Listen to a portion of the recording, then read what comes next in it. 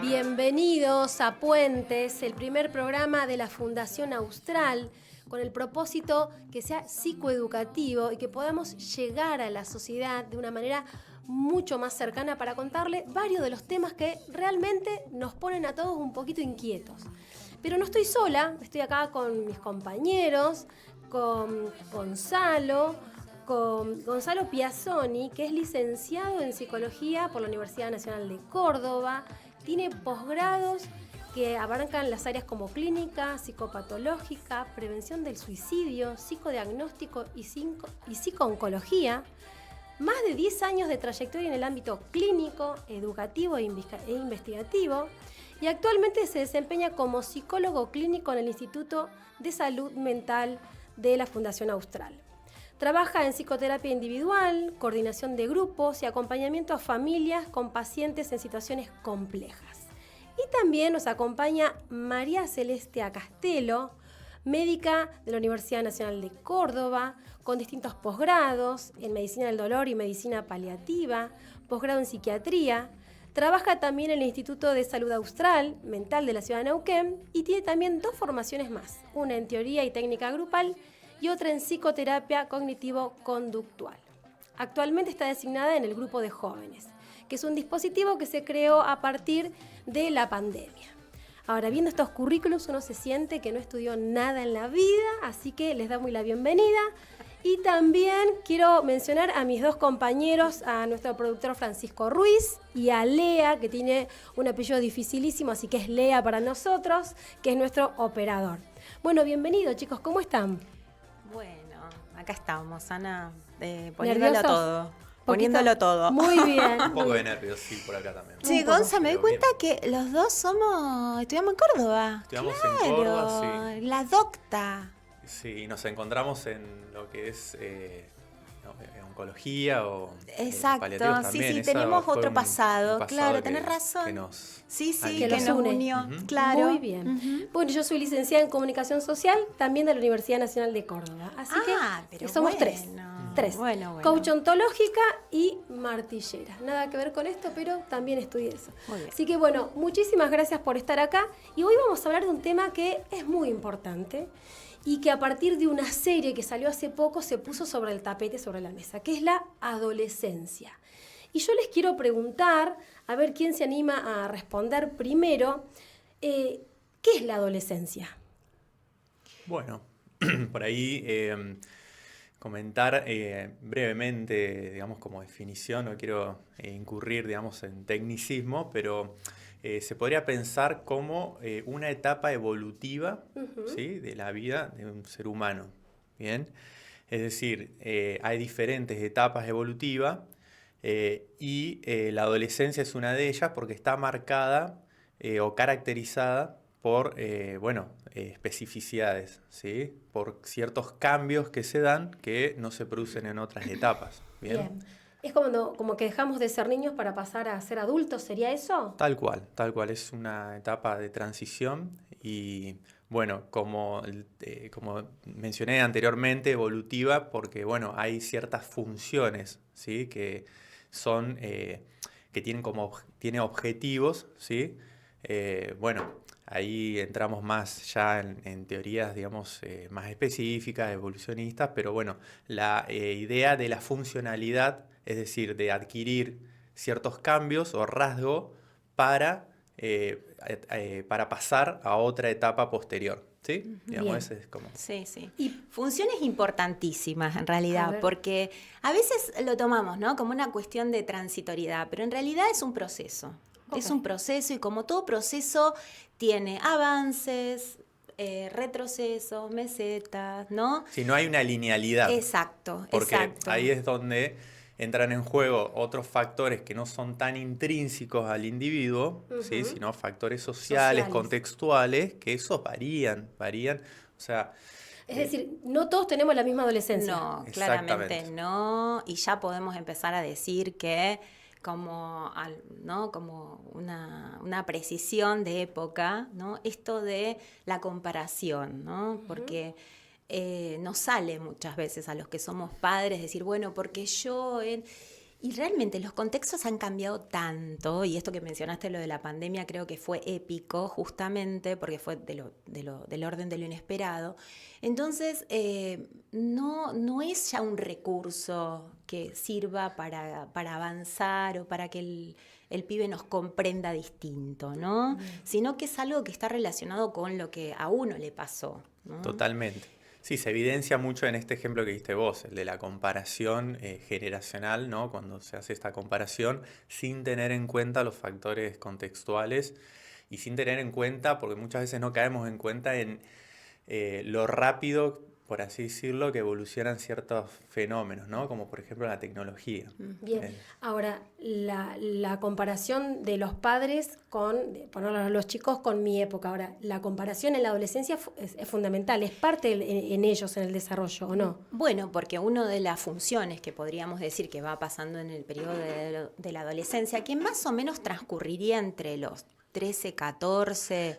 Sí, actualmente se suele tomar, digamos, la etapa previa, sería, que es la pubertad, entonces se denomina como entre los 10 y 19, algunos autores mencionan. Sí, algunos están últimamente, no sé si es por el régimen capitalista, hasta los 25, más o menos. También. Y bueno, claro, ahí está, digamos, la flexibilidad toma, esto del término claro. y Eso es lo que yo se quería toma decir. esto de la finalización de los estudios universitarios muy de clase también, Claro, por esto, eso ¿no? Pensándolo a veces en las definiciones. Totalmente, y de hecho, si uno toma, digamos, como una definición más biologicista, por así decirlo, bueno, a los 10 años aproximadamente ya empiezan a aparecer los cambios, digamos, hormonales, lo que, bueno, que la doc Y si lo mirás desde el lado biologicista, por ahí no teórico o político, ¿cuándo crees vos que finalizaría?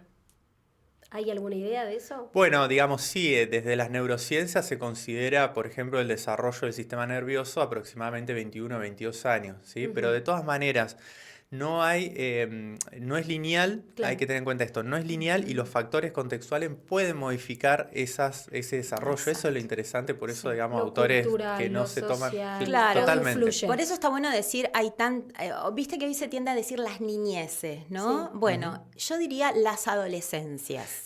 ¿No? No es lo mismo una adolescencia urbana, periurbana o rural, por ejemplo. Totalmente. No es lo mismo en la Patagonia que seguramente en el norte de la Argentina, ¿sí? Hay variables que tienen que ver con lo contextual, pero también con el territorio, totalmente, ¿no? Y con las costumbres, entonces, y con los modos de vida, las familias. Exactamente. Todo eso influye. Claro, sí, hasta el clima. Inclusive... las corrientes migratrices que hay hoy, ¿no? Migratorias, mejor. Migratorias, que también tiene que ver con esto, ¿no? Claro. Y la globalización. Totalmente. Bueno, la globalización ha influido muchísimo. Bien, ahora, en este contexto, ¿no? El adolescente empieza este desarrollo. ¿Cómo se estructura la personalidad del adolescente?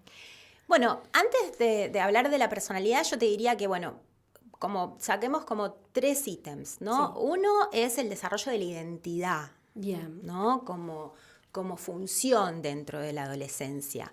Otro tiene que ver con esta separación con los padres, ¿no? Diferenciación. Y diferenciación. ¿Es necesaria? Súper. ¿Por qué? Súper necesaria. Y porque es lo que justamente le va a ir dando ese carácter identitario del yo soy, ¿sí? Un otro diferente al de mis padres. Un otro diferente a las expectativas que tenían mis padres, ¿no? Y ahí empieza el juego de interrelaciones entre esas tensiones que se generan en esa diada padre-hijos, ¿no? Esos conflictos, peleas, diferencias. Y otra de las cosas que se juegan también acá puesta en valor es el rol de lo social, ¿no? De estos pares. Salgo al mundo a presentarme desde un lugar donde me estoy encontrando, ¿sí? En el mejor de los casos, ¿no es cierto? Totalmente. Bien, yo estaba leyendo mientras armaba el programa y pensaba, esto que vos dijiste, la mirada de los demás, y leí a un autor que era Erik Erikson, que plantea el desafío central del adolescente es resolver la tensión de su identidad versus la confusión de roles. ¿Qué me pueden decir esto? Porque me pareció fascinante la definición. Bueno, es un poco lo que comentaba la doctora en relación a la necesidad de separación e individuación.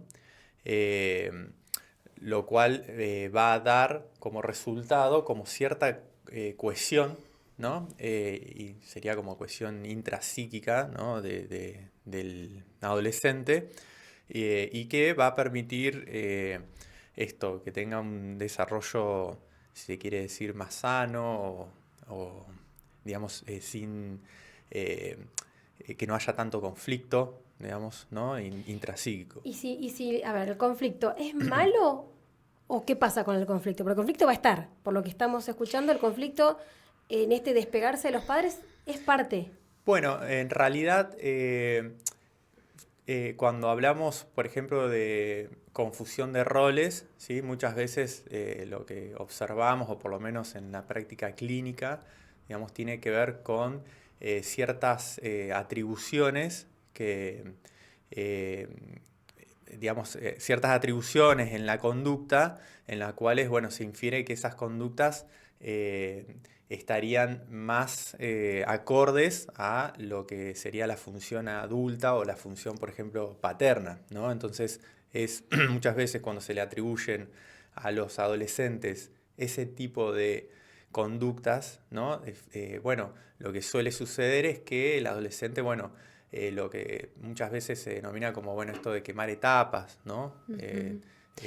Sí, fundamentalmente porque, digamos, no hay un método de aprendizaje específico. Me parece que son muchos los que atraviesan y también los estilos de crianza, ¿no? Uh-huh. Entonces, esa presencia de los padres frente, digamos, a este vínculo, ¿no? Que se va desarrollando, genera, digamos, que haya momentos de tensiones más o menos profundos, a veces necesarios, y otras veces con ciertas presencias, digamos, como más rígidas, ¿no? Entonces ahí empiezan a aparecer también, sin psicopatologizar, sino como parte de la normalidad, digamos, puesta a jugar en un vínculo que bueno, de alguien que está creciendo y que tiene dudas y que tiene miedos, ¿no? Entonces,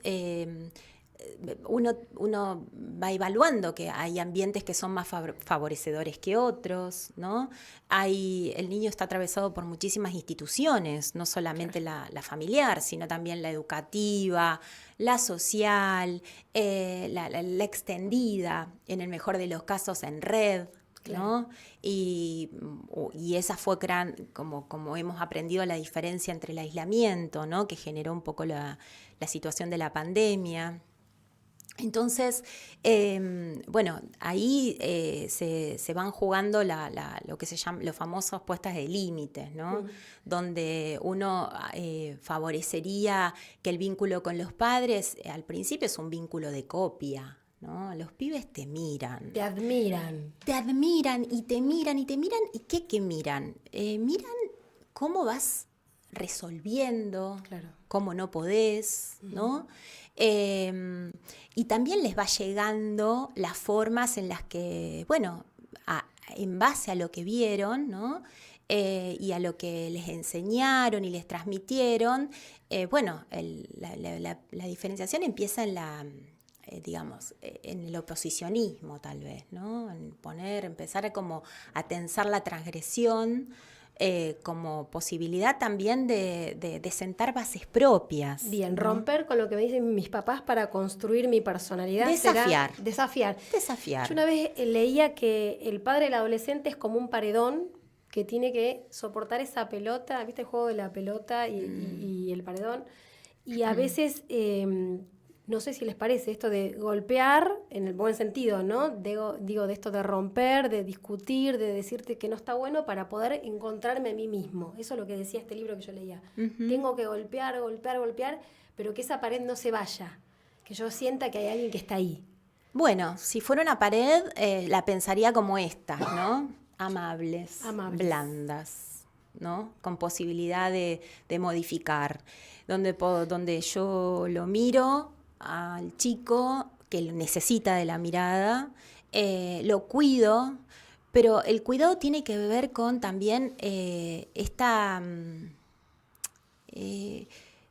estos límites que implican el cuidar, pero también el favorecer, ¿no? Que ciertas, no sé, aperturas o empezar a dejarlo, ¿no? Que experimente, sea bajo un lugar, digamos, de cuidado y también de asimetría, ¿no? Uh-huh. El padre no puede perder la autoridad, pero esto no significa que sea autoritario, ¿no? Bien. Sino que esta asimetría le permite al pibe, tomando un poco de tu ejemplo, como que el rebote, o sea, o por lo menos ese lazo que le permita irse y volver, ¿no? Y tener dónde volver. Bien. Ahora, dijiste algo muy interesante. Yo como profe de adolescentes, vos hablas de la asimetría. Ahora hay que tener un cuidado con esa asimetría que vos decís, ¿no? Uh-huh. Yo lo que observo muchas veces son padres muy adolescentes y que en el planteo de algunas situaciones los padres dicen, yo no voy a poder, no estoy pudiendo. Y yo leía mientras armaba esto de ni la sobreprotección, pero tampoco el abandono. Y no un abandono que no te miro, no te veo nunca más, sino un abandono a veces emocional. ¿Cómo hacer en esto? No soy adolescente como mi hijo, no lo sobreprotejo, pero tampoco lo abandono emocionalmente. ¿Cuál sería el medio para los papás que nos están escuchando? ¿Cómo hago?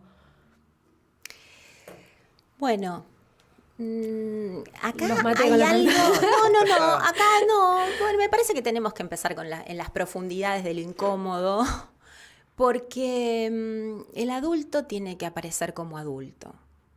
Ya su etapa adolescente pasó. Uh-huh. Entonces, si estas personas en devenir de sujetos, formando su subjetividad, las tenemos, digamos, que acompañar. Y en ese acompañamiento tienen que haber actitudes, digamos, no negligentes. Bien. ¿Sí? Porque me parece que ahí lo que vos señalás tiene que ver como eso que, bueno, no puedo. Bueno, hay que poder algo. También se puede no poder, ¿no? Pero siempre hay que poder algo más que en darle respuesta a quien yo estoy protegiendo, ¿no? Uh-huh. No, esta pregunta que hacías, Ana, que bueno, decías como difícil, yo me quedé un poco... me quedé en silencio pensando en que en realidad es una de las demandas más frecuentes que hoy estamos visualizando, o por lo menos, digamos, desde mi lugar, y que... Los padres preguntan esto, ¿cómo claro, hago? Exactamente, ¿no? Se llega a este punto en el cual, bueno, surge esta pregunta. Y bueno, acá tomando lo que decía Cele, con respecto, digamos, a los límites sanos, a los límites como una guía en realidad, ¿no? Como una guía en el sentido de, como si a ver, me sale riel, ¿no? Es como decir, estoy presente. Claro, estoy presente, pero además te ayuda, es una ayuda a que el adolescente pueda, digamos, apoyarse y guiarse, ¿sí? En relación a las conductas, ¿sí? Digamos, eso es fundamental. Pero bueno, ahí es donde hay muchos, es muy difuso, ¿no? Entre, o si se quiere, pensar que puede haber una línea muy, muy delgada entre lo que es autoridad y autoritarismo también, ¿no? Muchas veces, bueno, por eso decimos siempre los límites desde el amor, siempre tratamos como de transmitir esta idea o este concepto que tiene que ver con... Desde la pregunta también, ¿no? A ver, ¿qué necesitas? Habilitarse a eso, ¿no? Habilitarse digamos, a pedir perdón como padres, ¿no? Cuando nos equivocamos, a pedir disculpas, ¿no? Claro, sí. Y también a asumir el que si tenemos alguna dificultad, la salud también sirve, digamos, como para orientar.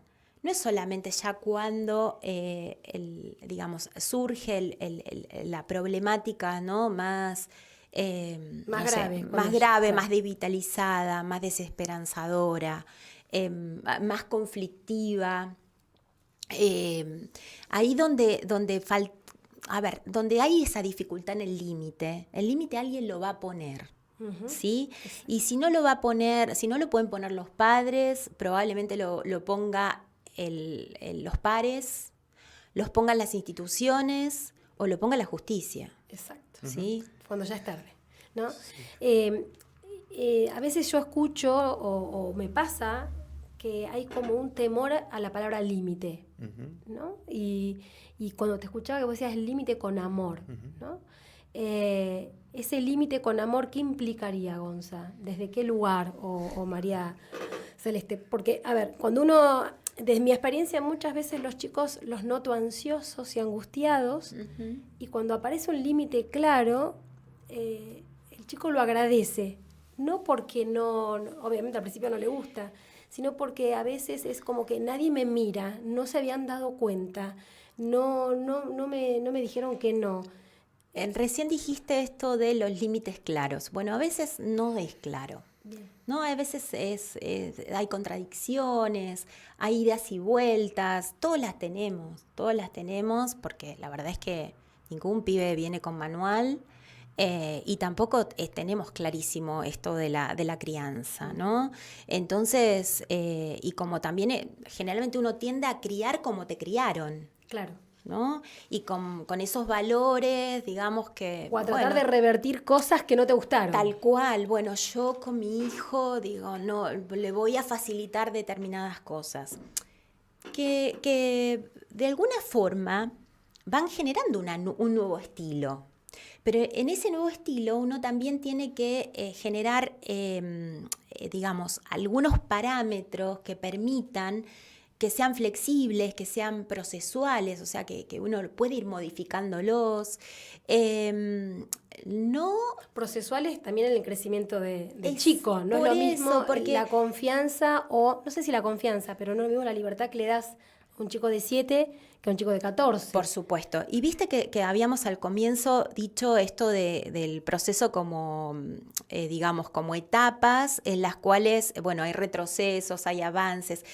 La adolescencia caracteriza porque, bueno, físicamente son tantos los cambios que no van a veces acompañando ni el pensamiento ni la emoción, ¿no? Son altos y nada más, por ahora. A veces van como muy, digamos, a destiempos. Bien. Entonces, a veces eso es lo que genera justamente las diferentes formas que encontramos en los chicos, ¿no? No sé, en sus ganas o en sus deseos, ¿no? En sus comportamientos. Son claves de ajustes, pero esos ajustes tienen que estar como atento el adulto, ¿no? Cuando hablamos del amor no como una entelequia, vamos a bajarlo a lo llano, o sea, saber dónde están, quiénes son sus amigos, qué les gusta, dar lugar al cambio. Bueno, capaz que empezó con fútbol y después le gusta otra cosa. Bueno, acompañar en la medida que uno pueda. Y también al mismo tiempo los padres vamos haciendo un proceso que es un poco de duelo, ¿no? De ese hijo ideal al hijo que estamos viendo que vamos formando, ¿no? Sí, que de repente, comienzan a haber conductas más del estilo de la transgresión, de la impulsividad, de los cambios de estado de ánimo propios, ¿no? Entonces, bueno, también que asusta muchas veces eso, ¿no? Sí.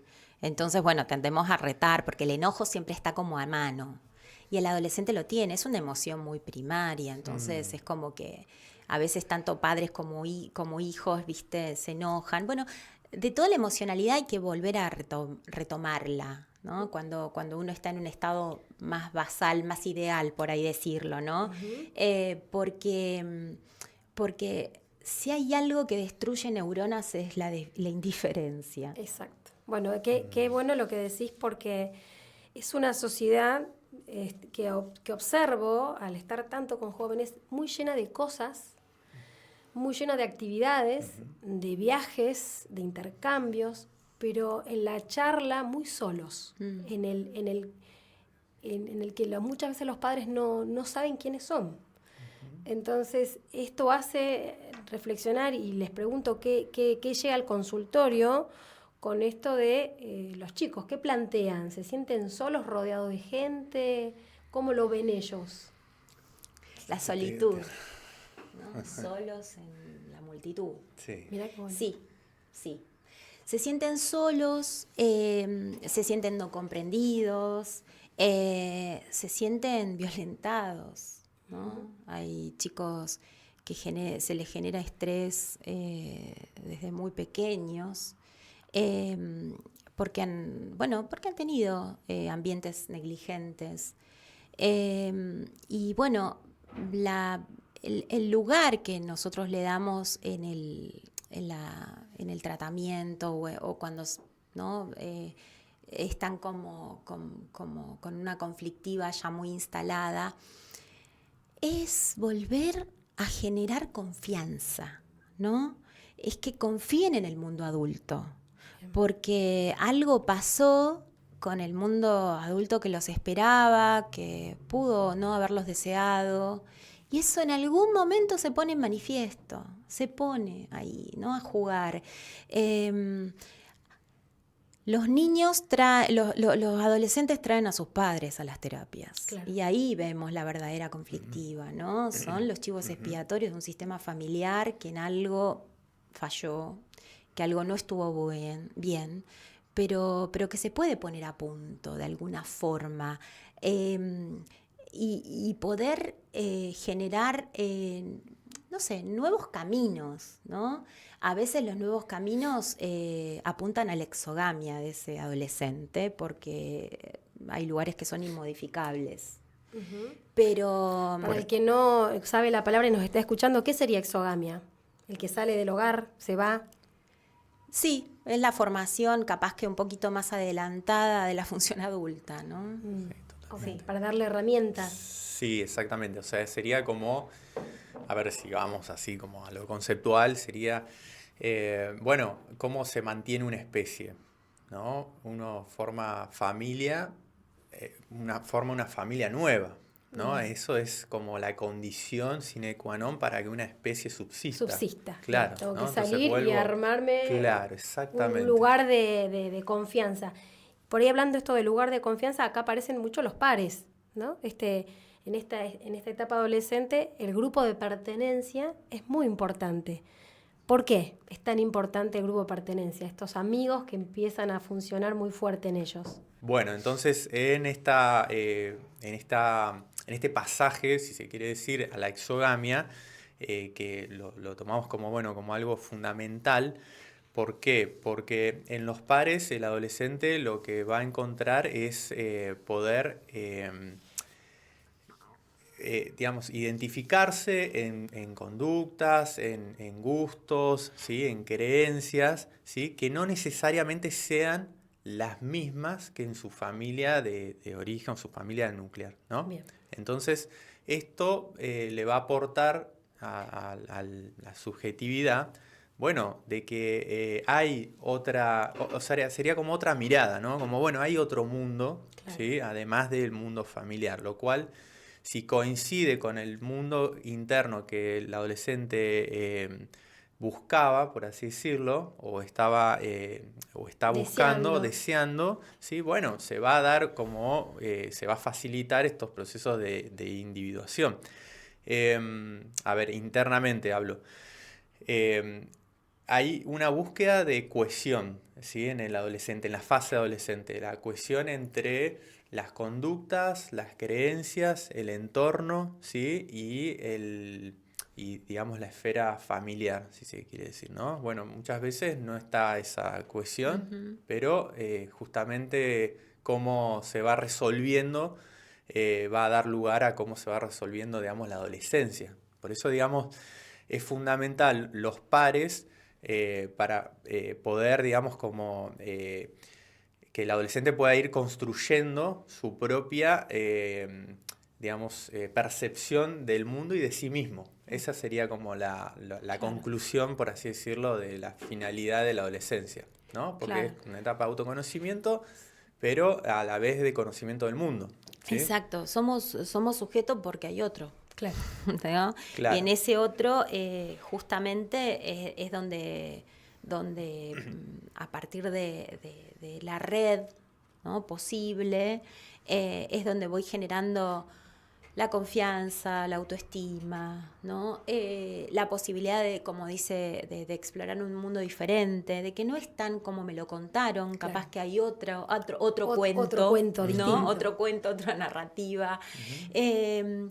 Y porque ahí tomando un poco esto de qué pasa hoy con los pares, ¿no? Esto de que se lo mueve a pensar que se va a autoconstruir. Y la verdad es que no hay un individualismo en eso, justamente. Es justamente cuando hay un otro en el que yo puedo convivir, ¿no? En esa convivencia hace que la vida no sea una supervivencia, ¿no? Uh-huh. Donde pueda de alguna manera contar con ese otro, porque eso calma. Esos lugares de pertenencia, entonces los ves con grupos de música, con estilos que son grupitos, ¿no? Dentro de la escuela yo lo veo, el grupo de tal, exacto. El grupo de tal. ¿Te acordás que en los 90 eran las tribus, que llamaban las tribus? Claro, bueno, claro. Todos en algún momento tuvimos un grupo de pertenencia, ¿no? Y nos cambiábamos, y un mejor amigo, porque en realidad venimos de una naturaleza gregaria. Exacto. ¿No? Necesitamos de estar los en otros. Grupo. Exacto, porque eso nos ayuda, digamos, a potenciarnos, nos sinergian las ganas, el explorar, el saberme, no sé, vulnerable y que hay un otro ahí que me acompaña. Querido, exacto, con pertenencia. Mirado. Mira, esto que decís, mirado, que es importantísimo, pero también observo que la mirada del otro para los chicos de hoy es fatal, con esto de la imagen. ¿Qué les parece? Y porque pareciera que solo se es lo que se ve, ¿no? Esta cuestión de la imagen, de la cuestión que solo existís si tenés, ¿no? Uh-huh. De esta rapidez con la que tenemos que vivir y adquirir las cosas, y inmediatamente la sorpresa se diluye, ¿no? Y entonces caigo en un lugar de vacío. Y eso es una de las dificultades que vivimos, ¿no? Cuanto más exhibición, más vacío aparece, ¿no? Y esa es la ventana de vulnerabilidad que tenemos que saber leer en esa clave, y también es por donde tenemos que poder, como rescatar, ¿no? Uh-huh. Rescatar desde un lugar, digamos, del lenguaje, porque eso es lo que está, digamos, cambiando, ¿no? El vínculo por una conectividad no es lo mismo, ¿no? Esto de no tolerar el presentismo con el otro. El estar con el otro. Exacto, cuesta pero tanto. Estar, claro, desde un lugar donde nosotros necesitamos esa corporalidad, ¿no? Es encontrarme con el otro para adquirir estas habilidades que necesito para estar con un otro, para poder convivir, ¿no? Y eso es lo que se dificultó en todo este tiempo. ¿A partir de la pandemia? Yo creo que desde las tecnologías también, porque eso fue un poco lo que se impuso. Uh-huh. Y se dio como por sentado que a veces era como lo mismo. Uh-huh. Y hoy nos damos cuenta que no. Uh-huh. Cuando vos le generás a los adolescentes un grupo donde se sientan cuidados, porque hay reglas, porque hay límites, porque hay valores, porque nos podemos escuchar, porque no importa que te equivoques, pero lo importante es que puedas comunicarte, que puedas hablar, ¿no? El lenguaje es lo que nos ayuda a incorporarnos en una sociedad. Uh-huh. Y bueno, y ese lenguaje viene estando bastante recortado, claro, ¿no? Y es un recorte que estamos haciendo los adultos en pos como de reemplazo con la virtualidad. Y estamos mucho tiempo afuera trabajando, sí, generando recursos, sí, poco en casa. Sí, también. Y porque faltan cuentos, uh-huh, ¿no? Faltan contarles quiénes eran. Bien. Ellos. ¿Por qué los trajeron? ¿Por qué pensaron en ellos? El hablar. El hablar, contar, la historia, el contar la historia. El compartir un momento. No hay niño que no le guste, no hay adolescente que no le guste. Cuando eras chiquito, ¿no? O cómo te pensamos. Eso remonta, digamos, a al núcleo celular. Tengo valor, te importo. Sí, al sentido al también. Sentido, ¿para qué estoy? ¿No? Totalmente. Porque hay una pregunta subyacente, filosófica, existencial, que es, digamos, el ¿Para qué sentido, estoy? claro. El famoso para que qué se estoy. pierde en la concretud, en lo concreto o en lo, digamos, en la inmediatez. Vos mencionabas Cele, me parece eso que es fundamental, característica actual, y que, digamos, está como, por así decirlo, hasta en contraposición, por ejemplo, de los desarrollos, perdón, me puse una pastilla, por ahí se me escucha medio raro, pero está en contraposición inclusive de, pensemos, los desarrollos teóricos, ¿no?, de estos evolucionistas que pensaron en, bueno, ¿qué diferencia hay entre el pensamiento del adolescente con el del adulto? ¿No? Bueno, hay un rasgo característico que tiene que ver con con el pensamiento, la idealización, ¿no? Y, digamos, la capacidad, por así decirlo, de fantasear, ¿no? Bueno, en esta inmediatez y concretud es como esto se va solapando, por así decirlo, se va... se no permite interrumpe, el por así decirlo. deseo ni la esperanza, la Ujú. inmediatez. Claro. ¿Por qué? Porque las dos cosas son procesos. Exacto. Y hay que respetar El esos proceso. tiempos. Bueno, chicos, la verdad que hemos transitado un lindo espacio. ¿Cómo se sintieron?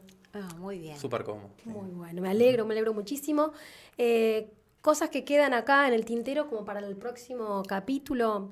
Pensar esto que hablábamos con María Celeste recién, si la identidad digital puede ser una máscara o una vía de exploración, ¿no? Como otra pregunta para el segundo programa. Y la otra que creo que nos quedó también y que me gusta es esto de pensar en qué pasa con este vacío existencial, ¿no? Que creo que últimamente es algo muy fuerte, lo que decías vos, cada vez se presenta más. Preguntar por qué. Les agradezco mucho y realmente escuchándolos pienso que la adolescencia no es un problema, ¿no? Muchas veces los padres, es un problema, estoy en un problema. Bueno, no es un problema. Y dejarles preguntas a los papás que nos están escuchando, abuelos, familias, educadores. ¿Estoy dispuesto a escucharlos? La otra pregunta que me interesó, que realmente me parece muy buena, y hacernos presente todo, hacernos estas preguntas nosotros todos. ¿Estoy disponible para sostenerte a vos en esta etapa? Y la otra y última es, ¿estoy presente? Como mamá, como papá, como familia, ¿estoy presente? Esperamos que les haya servido. Para nosotros fue un placer acompañarlos y desde Fundación Austral realmente queremos que esto sea un puente para la familia, para la sociedad y fundamentalmente para que los jóvenes puedan transitar estas etapas de la mejor manera. Muchas gracias. Gracias.